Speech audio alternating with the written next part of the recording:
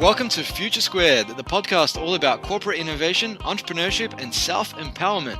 Future Squared brings you a double dose of innovation inspiration every week to help you and your company stay relevant in an era of rapid change and 10x your results in both your professional and personal life. Each week, I'll bring you corporate innovators, entrepreneurs, authors, keynote speakers, and thought leaders such as Steve Blank, David Allen, Brad Feld, Tim Harford, Karen Dillon, Jenny Blake, Neil Patel, Rand Fishkin, Pascal Finette, Ryan Blair, and Ash Moria, to name just a few. While every Friday, I'll bring you Fast Fix Friday, some quick, digestible insights to help you end your week on a high as you head off for the weekend. Future Squared is brought to you by Collective Campus, an innovation hub school and consultancy based in Melbourne, Australia and Singapore that works with companies to help them adopt the mindset, methods and tools to navigate change and survive and thrive in an era of rapid disruption. If your organization needs help coming up with ideas, testing and turning ideas into reality, incubating teams, driving cultural change, or connecting and partnering with startups, then visit www.collectivecamp.us. And without further ado, here's today's podcast. This episode of Future Squared is brought to you by Spigot, the largest provider of innovation management software to some of the world's foremost companies, including the Commonwealth Bank of Australia, Westpac, CSIRO, Westfield, AT&T, Citi, Coca-Cola, MetLife Insurance, Pfizer, Sprint, Unilever, and many more. Spigot has powered innovation and process improvement for large enterprises, enabling them to engage with their employees, customers, and partners to build a culture of innovation. Spigot is recognized by both Gartner and Forrester as the leader in the innovation management sector. For a limited time, listeners of Future Squared can get 10% of Spigot's innovation management platform. Taking advantage of this offer is super easy. Simply sign up for a demo at futuresquared.xyz/spigot. That's SPIGIT. And now for today's episode.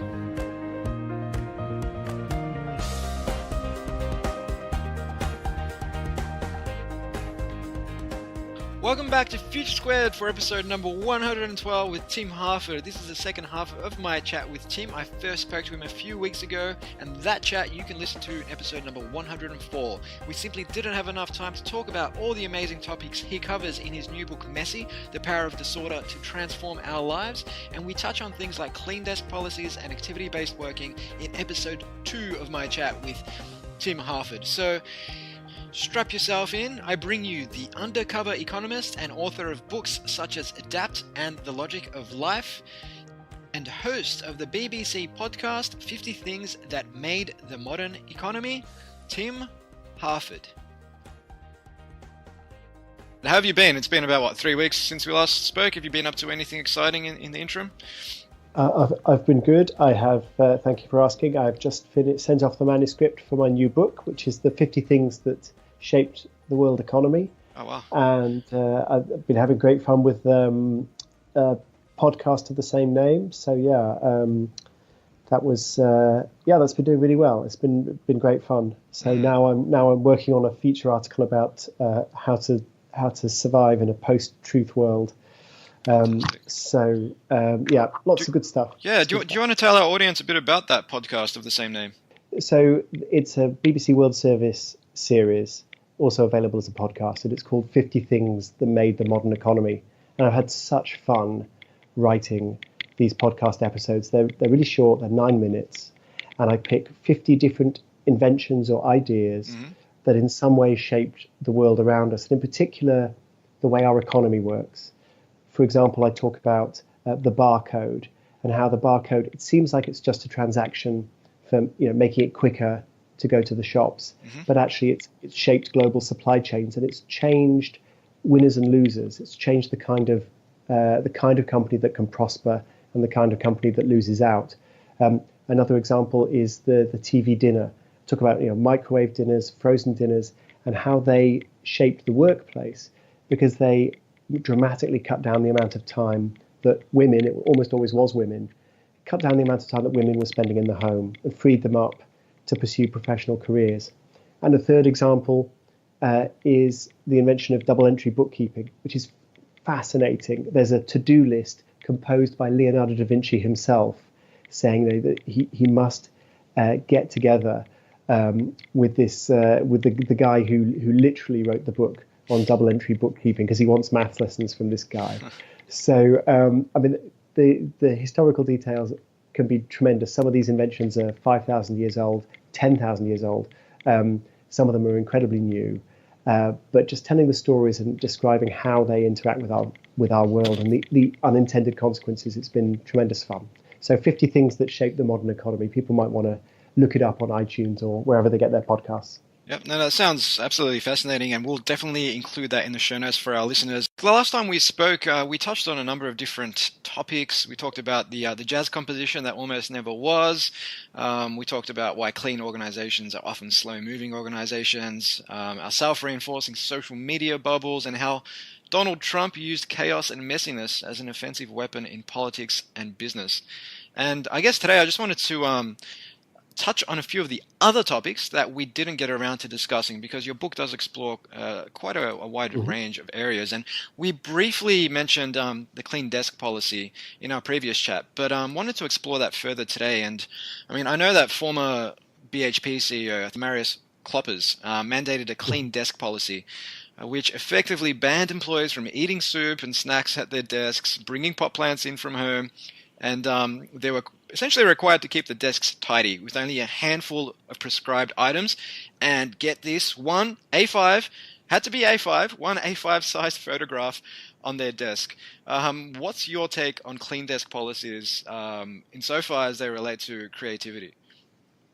Well, I mean, I love this idea that you're only allowed to have this one photo, and if you got a certificate or some award or sort of confirmation that you participated in a training course, you were allowed to exhibit that in a framed, in a frame on your desk. But you had to take down the family photograph. So this is your punishment for achievement. Opportunity cost.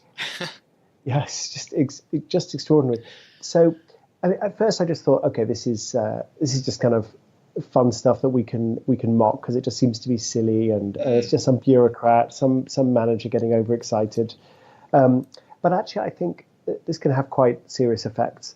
So there's an amazing study done by two psychologists at the University of Exeter here in the UK, Craig Knight and Alex Haslam. But I think Alex is now based in Australia, actually. Right. And they set up offices and different conditions for the offices. Sometimes they were very minimalist. Sometimes they were decorated with pot plants and pictures and so on.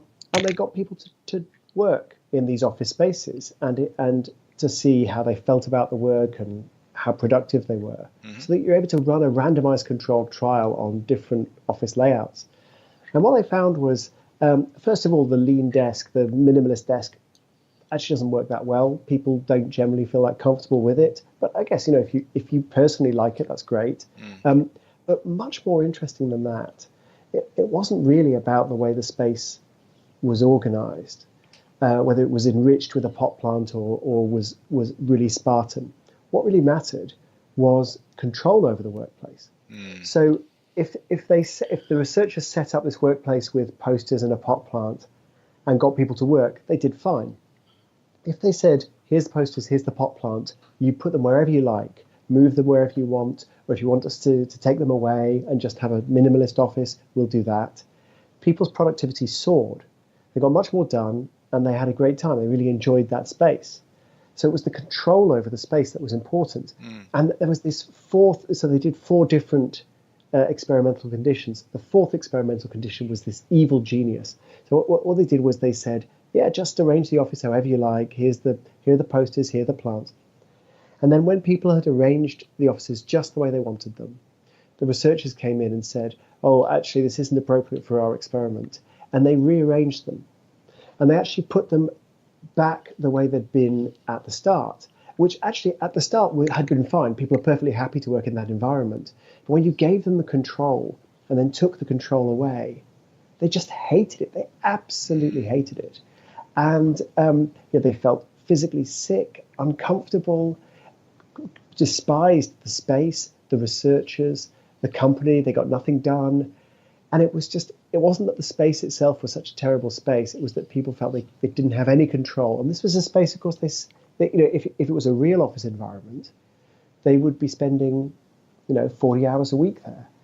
So that really started to make me think it's not just a joke, this clean desk stuff. This is about removing control from people for the sake of, well, I don't know quite why managers think it's a good idea. I think they're applying principles from lean management systems, high reliability systems, stuff that works if you're making Toyotas or if you're making Intel chips, and completely inappropriately saying, well, that works if you're if you're manning a phone in an insurance office. We're going to impose the same system for no reason, just because we can. Like you just said, if you're developing automobiles, that makes sense, but it does definitely hark back to the 20th century, that authoritarian sort of industrial revolution type of management where people are seen as nothing more than just workers who are nothing more than a cog in a wheel rather than human beings who have intrinsic needs, and one of those needs is often autonomy. Yeah, and we've known for a long time that the original Taylorist experiments by Frederick Winslow Taylor that started this whole management revolution, this guy 100 years ago, with a stopwatch, just clocking people in, clocking people out, trying to figure out the time and motion stuff. A lot of Taylor's own research, he produced great results on paper. And then when he left, they scrapped his systems. And the reason they scrapped his systems is because people were just exhausted and demoralized. And so you could get people to work really hard for a little while you were standing there with a stopwatch. Yeah. But it wasn't sustainable. Yeah. And that was just, straightforward tasks like physically lugging coal around, let alone, creative work, work where people are required to take decisions and be autonomous. I just don't think this kind of tidy-mindedness works. It works fine with robots, but not with people. Yeah, and I think today more than ever, when your Gen Ys aren't necessarily looking for survival, at least not in the Western economies, but more so self-transcendence and fulfillment, that working under that type of regime really doesn't cut the mustard. No, it really doesn't. And I mean, there is we judge people, we naturally judge people by appearances. And in the office, we judge people, of course, based on what they wear. Are they in a good suit and tie or sort of dressed appropriately? Or, as Donald Trump might have said, are the women dressed in a womanly fashion? I'm not sure exactly what he was quoted as saying, but we shouldn't get sidetracked by that. But we also judge people by their desks. If you are inevitably judge somebody if they've got piles of paper all over their desks, and you think, well, this doesn't look like a very organized person. This doesn't. Except, of course, when you think about it, that some of the most productive people are also messy and seem to get things done. Yeah. And so, how does this work? It turns out the research by Steve Whitaker at UC Santa Fe. I can't remember if we discussed this last time we spoke, but Whitaker studies how people organize their spaces. And in a nutshell, what he finds is if you try and keep your desk incredibly tidy, what you have is an overstuffed filing cabinet full of documents that you can't find because your organizational system isn't fit for purpose. You don't really understand why you put all that stuff there, and you can't find it again. Whereas the person with a messy desk, it's perfectly functional. It's a bit of a cliche. The person, the person with all these piles of paper on their desk who says, "Oh, I know where everything is," but actually, Steve Whitaker's research says, yeah, they probably do, or at least they have a better sense than the person who's filed everything away. Yeah, and on Steve Whitaker and Alec Haslam's research, do you know whether or not they actually took into account the type of work, whether it was, say, creative versus more logical, analytical work? So Whitaker and Haslam are separate psychologists. So with Whitaker, he's done lots and lots of work over 20 years. And so he's had a chance to study different kinds of work. And the point he made to me is, look, sometimes being very, very organized and having a formal filing structure is exactly what you want. It depends on the structure of the information. So, for example, financial records, when they come in, receipts, tax records, all this sort of stuff, it's highly structured. You know exactly, if you can set up a system to file it, and you can put it in the right place, and that's exactly what you need to do. Yeah. And if you just throw all this stuff into a shoebox, the trouble awaits down the line. But Whitaker says, but a lot of the work that we actually deal with, especially if you're even a somewhat creative professional, if you're a knowledge worker, it's not very structured. So the stuff comes across your desk and you go, well, what sort of project does this fit in? Is this an actionable item, or is this, and it's hard. I mean, and people have written whole books about how to deal with all this stuff and how to find all this stuff. But actually what Whitaker says is very often the appropriate action is not to file it yet, just to leave it for a while the situation becomes clear. Now, clearly you can do that too much. You can just have piles and piles of paper and just get completely swamped. But within limits, that's the right approach to information that's essentially unstructured when it comes across your desk. It doesn't become structured because you make a hasty decision and slap a label on it.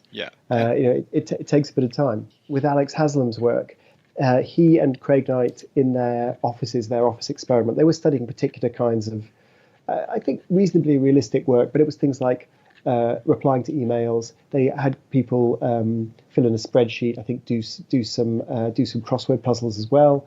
So the kind of thing we all do in the office. So they were just testing out different kinds of work. So how that works in the long term, if you make somebody work there for a week or a month doing different kinds of work, I don't know, but I found it very suggestive. They could frustrate people so quickly just by taking away their control of a space. They're only in for an hour.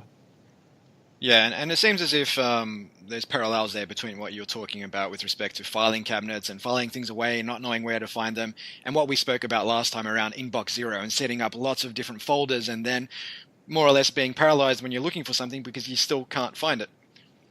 Yeah, I've been trying to figure out what is the digital equivalent of piles of paper on your desk, because of course increasingly we live in a digital space. But there's something very functional, as Steve Whitaker discovered, about a pile of paper on the desk. Just 2, 3, 4 piles. They're roughly structured. This pile is this is an article I'm writing, and this pile is just miscellaneous letters, and this pile here is for a different project I'm working on. Yeah. So they're kind of structured, but it's very loose. That works really well. So I've been asking, well, could I do something like that with email? Yeah. And in fact, I've stolen a system from the venture capitalist Mark Andreessen, who years ago explained how this worked. And basically, it uses Gmail's multiple inbox function. And what you can do is have 3 inboxes at once. One is for the with a red star, one's a blue star, one's a yellow star, and they're for different types of action. So this is one is action, one is you need to read this when you get a moment, and one is you're waiting for a response. And I can keep those 3 different categories. That's rough and ready. It's kind of crude. There's no fuss to it, and I can see all 3 of them whenever I log into my inbox. They're all there on the screen, and I'm able to keep the emails down to maybe 30 or 40, which is basically enough that you can see what's going on. Now, inbox zero adherents would say that's horrifying. It should be 0. There should be nothing there. And people who love kind of complicated structures would say, well, gosh, you've just got 3 buckets for your emails. How can 3 buckets be enough? But I personally find that sort of rough and ready structure works for me. It's going to depend what your job is. It's going to depend on the kind of information that flows through, but it works for me. And I think it does mimic that simple structure of piles of paper on the desk. Yeah. And I actually, that takes what I do one step further, actually 2 steps further, because I just star emails that I need to respond to. And then I'll just click on the little starred emails label, and then Bob's your uncle, I can see 20 emails that I need to respond to. I don't need to trawl through pages and pages of emails and then get distracted by something that I completely forgot about, which probably isn't all that important, and I start chasing little fairy rabbits down rabbit holes. So in my case, it's more about, okay, I haven't responded to this, but you're saying also starring things that you're waiting on a response for. And the third one was? It's things I need to read. Yes. That's often stuff that I've seen something on a blog post or social media on my phone. Yeah. I'm like, I need to read this properly in due course. So I just email it to myself and then star it, and it disappears out of my inbox. but I know that it's there, when I need it. Yeah. And every now and then I find, God, I've got too much here, and I thin it out. But actually, I find the system works pretty well. Works pretty well. Definitely agree. And I guess on the concept of a digital desktop, I mean, the actual operating system desktop for me plays that role where if I'm working on a number of projects, and usually it might be 2 or 3 things at a time, any images, articles, and so on will go onto the desktop because I know I can retrieve them quickly if I'm writing a blog post. But once that project is done, all those files either get filed away or they get moved into the trash, depending on how important they are for further recall. So I guess what you've touched on there around the Gmail's multiple inbox feature, plus your actual desktop, kind of could be what you're talking about there in terms of the digital benchtop. Yeah, I think this is the insight of Whitaker's work, and he actually has a book out called The Science of Managing Your Digital Stuff, which I found interesting, but it's quite academic. It's a short book. It's quite technical, but I enjoyed it. And one of the points that comes out of that book is that no organizational system is perfect. There is no single right way to do anything. But organizational systems have a cost, and it's not just the fuss of setting them up. They can actually hide things from you. And if you set up an organizational system that seems to work in the moment, and then a month later when you come back to it, you have no idea what you were thinking, that's surprisingly common behavior. And the way to avoid it is to try and keep the organizational system as simple as you possibly can. Yeah, and I guess taking that concept, I mean, I'm thinking about creative tasks. There seems to be a pushback from creative types when it comes to big, flashy, open plan offices, activity-based working and so on. I recently interviewed Jamie Wheel from the Flow Genome Project. So he's a world-renowned neuroscientist, and his work is all about helping people get into the zone. And he says that interruptions essentially take people out of flow or out of the zone. But they're quite commonplace in open plan offices where everybody's working, in hot desking, activity-based working, and so on. So, I mean, what are your thoughts on this big move amongst lots of large institutions, financial services companies, and so on, to move towards open plan offices? I think it's a terrible idea for creative work. I mean, maybe I'm just imposing my own prejudice here, but so I discussed this with Maria Konnikova, who's written 2 great books and writes for the New Yorker as well. She wrote Mastermind, How to Think Like Sherlock Holmes, and she wrote a great book about con artists as well. That's quite recent, and so she's kind of like I try and write about ideas in economics. She tries to write about ideas in psychology, and so Maria's point was. It's great to collaborate. It's great to be forced into a space with people where you have to interact, and that can be really, really great. Can really help to produce amazing output that you would never produce by yourself. But not 8 hours a day or 10 hours a day. That's crazy. Who wants to be in a brainstorming session for their entire working life? Yeah. So you need an oasis for that. And I think. Actually, for most people, it depends on the job you're doing, but for most people, you actually want to spend more time in the oasis than you do in the brainstorming session. Definitely. And open plan offices have it the other way around. So you're sort of constantly open to interruption, constantly involved in other people's conversations. And if you actually want a quiet half an hour, you go to the local Starbucks, and that somehow is going to be that's as quiet as it gets, right? So, I think we've got this wrong, but it's easy to see how we got to this, because organizations in general manage according to the bottom line. And of course, the bottom line gets measured it's what you can see. It's what you can see in the short term.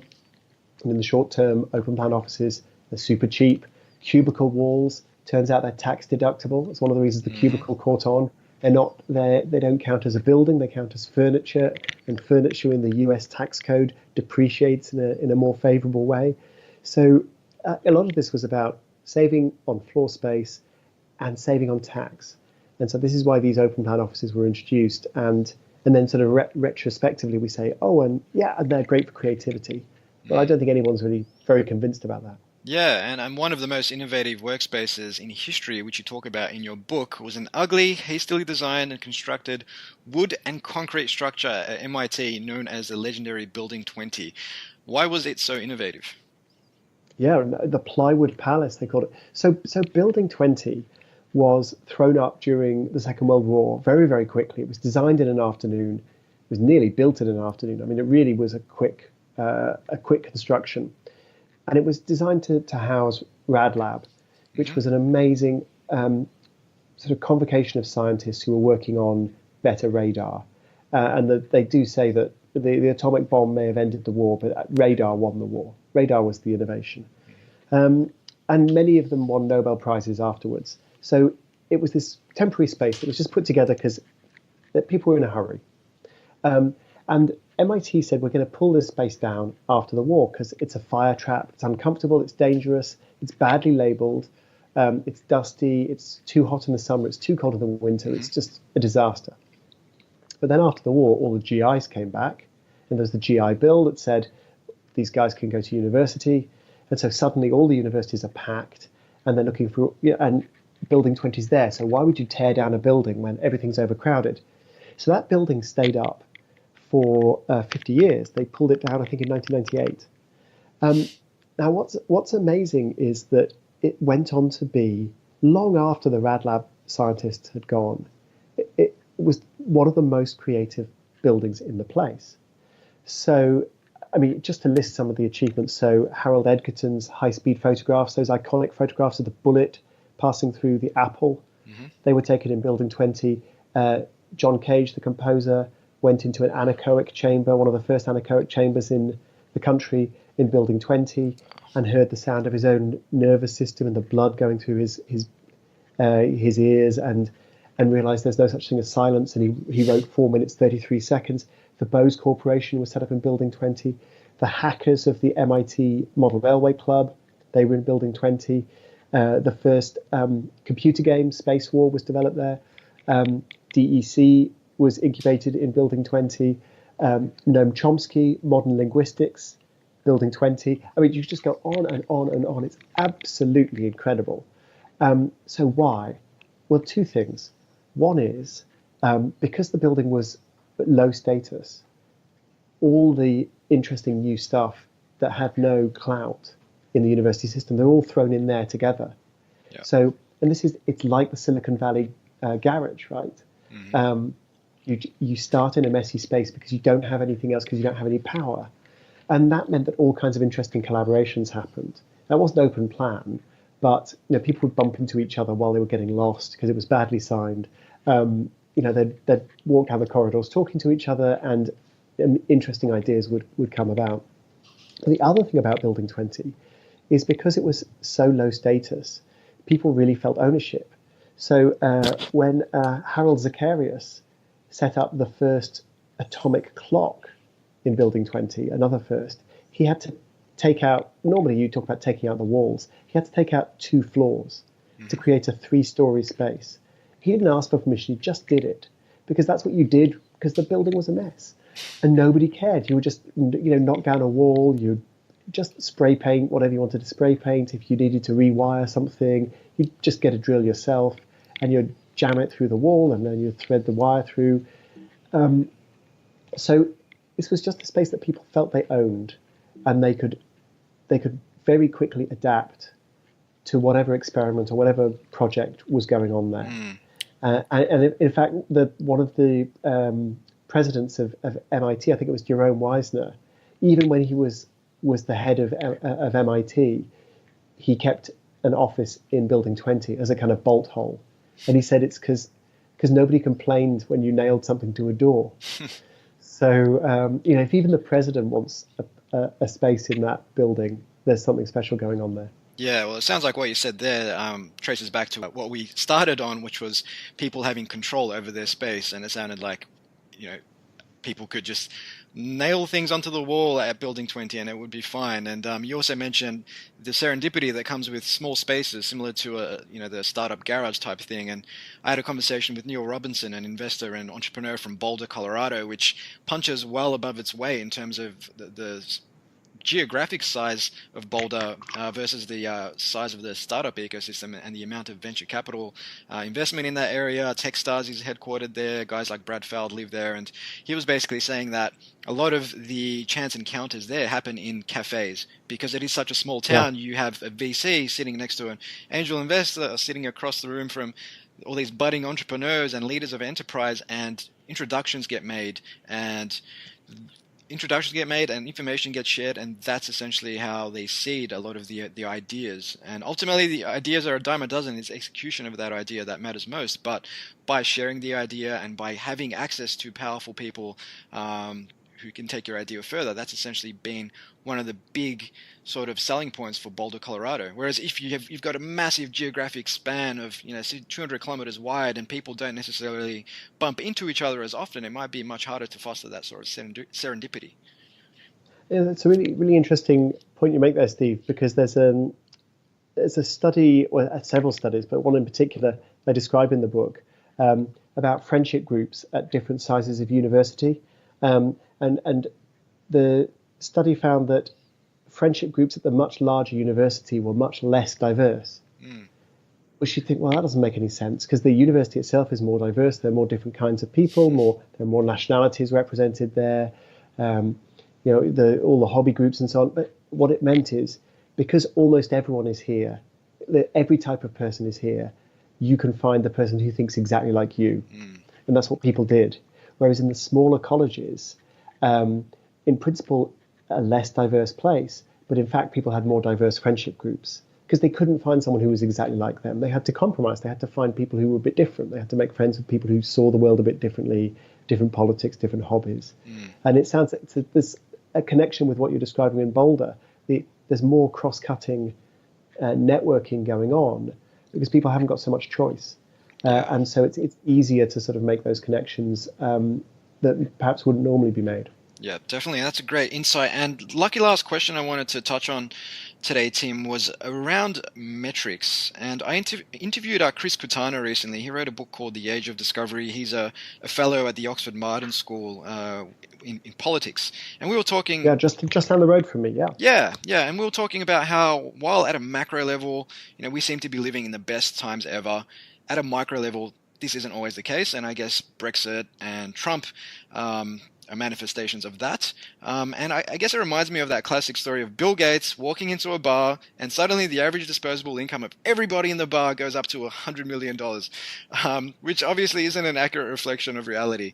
And I know that you touch on this in your book, where managers usually pick one metrics and get in the state of mind of, okay, if we could get that metric to move in a favorable direction, then we'll be fine. But why is this a bad idea? Well, I mean, there are at least 9 different reasons why it's a bad idea. It's a wonderful paper that I describe in the book where a British economist, I think it's Peter York, he described all the different ways in which fixating on these kind of targets, these kind of metrics can go wrong. So there's like a catalogue. So one of them is the metric is too narrow. So you focus on performance on one attribute and then you miss all the other things that matter. So you're a delivery company and you're like, speed matters. But what happens is you really annoy your customers because all the stuff that you're delivering is broken, or you're rude to your customers, or whatever. Or you deliver the wrong parcels. They're really quick, but it's the wrong parcel. So another possibility is it's too short term. So you do something, you hit your target, but at the cost of morale or investment in infrastructure or whatever it is, and it means you're in trouble the next year or the next 5 years. Or there's a metric that suits one department, but the department can only hit the metric if they screw over another department. So metrics that encourage interdepartmental infighting. There are metrics that encourage people to basically to lie, to just make it up as they go along.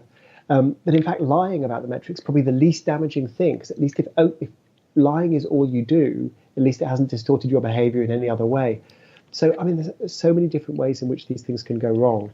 And I have examples in the book from ambulance dispatch to VW and the pollution scandal, to regulation of the banking system.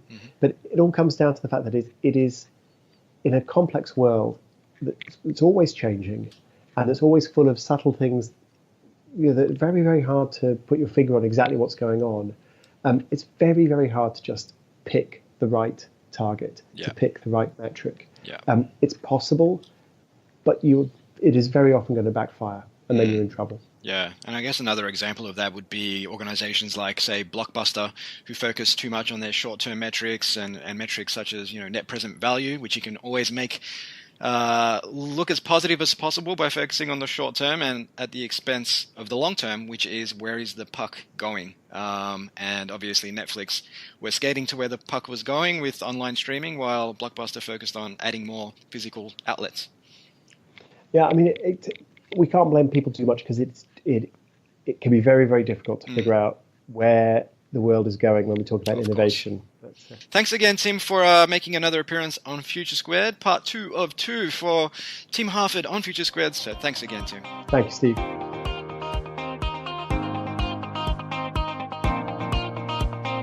Hey guys, it's Steve again. If you're picking up what we're putting down, we'd love it if you took just a minute of your time to like, share, or subscribe to Future Squared on iTunes, SoundCloud, or Stitcher. It would mean a hell of a lot to the team here who work effortlessly to bring you thought leaders and experts on topics of corporate innovation, entrepreneurship, and self-improvement on a weekly basis.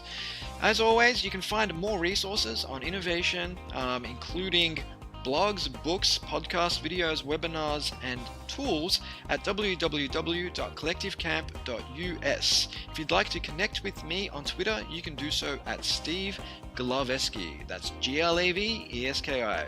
Until next time, keep innovating. Future Squared out.